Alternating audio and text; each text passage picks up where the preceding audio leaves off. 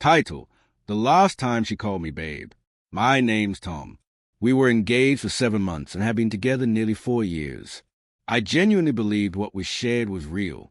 Not perfect, nothing ever is, but real. I wasn't naive. I understood that love takes effort, compromise, patience, and I was willing to give it all. Maybe more than I should have. Because if I'm honest, it wasn't just that I believed in us. I believed in her.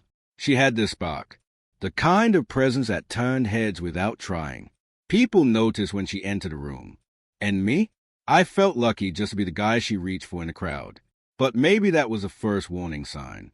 I poured more of myself into her than she ever did into me. At first, the changes were small, almost invisible if you weren't looking closely. A few extra nights out, more girl time, fewer us plans. But I didn't raise an eyebrow. I told myself she needed space. That love didn't mean constant contact. That healthy couples could spend time apart without worry. That's what trust is, right? Then came the weekend that changed everything. It was Wednesday night when she mentioned it, some spontaneous beach trip with her friends. Just the girls, she said. Sand, sun, mimosas, and probably some questionable decisions.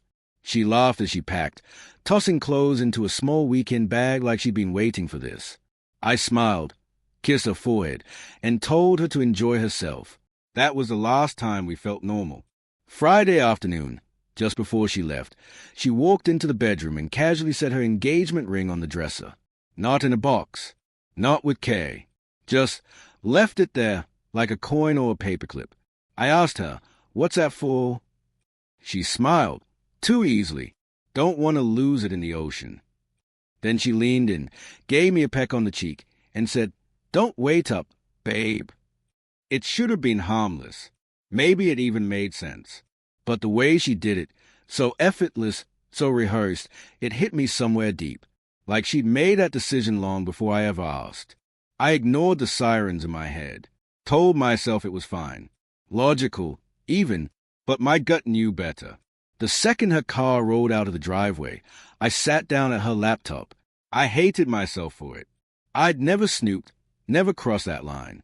But something inside me had shifted, something louder than guilt, more powerful than pride. And there it was. Messages, photos, travel plans, all with him. Not a friend, not one of the girls. A man she'd been seeing, long enough to plan a weekend escape together. Their names were both on the booking. Dinner for 2, a beachfront suite, even a message that said, "He has no idea."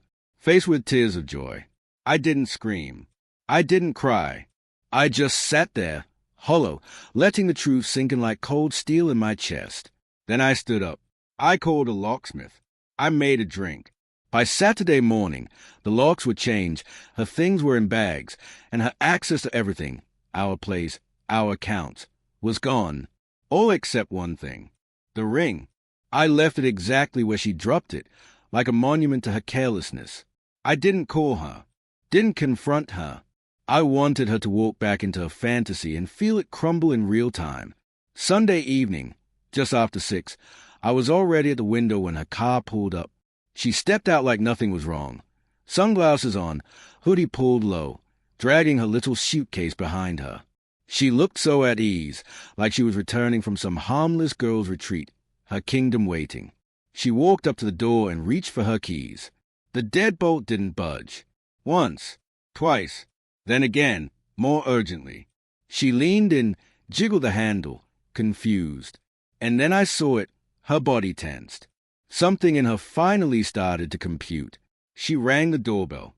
I didn't move, just took another sip of my coffee. She rang again, then knocked. "Babe," she called. "It's me. Can you open the door?" I waited. She knocked harder. "Okay, seriously, open the door. What's going on?"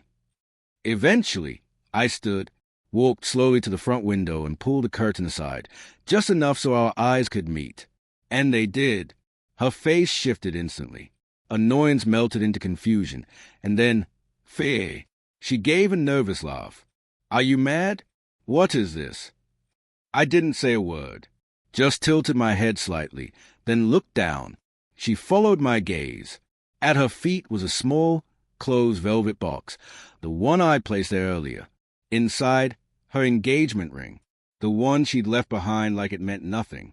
She bent down and picked it up cautiously, like it might explode. She opened it, just stared.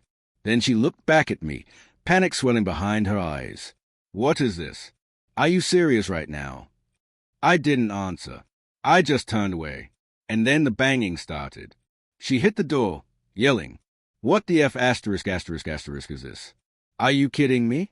Open the door." She shouted my name over and over, switching from rage to pleading. "Please, talk to me. Just let me explain.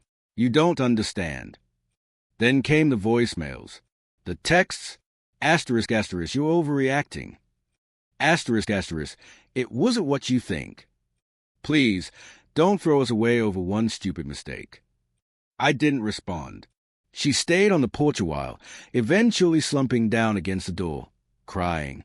For a second, something inside me softened, not for her, but for the version of us I thought was real, the life I thought we were building. But then I remembered the messages, her laughter, that joke about how I didn't suspect a thing. And just like that, the softness vanished. She left around 9. The ring stayed right where she found it, on the porch.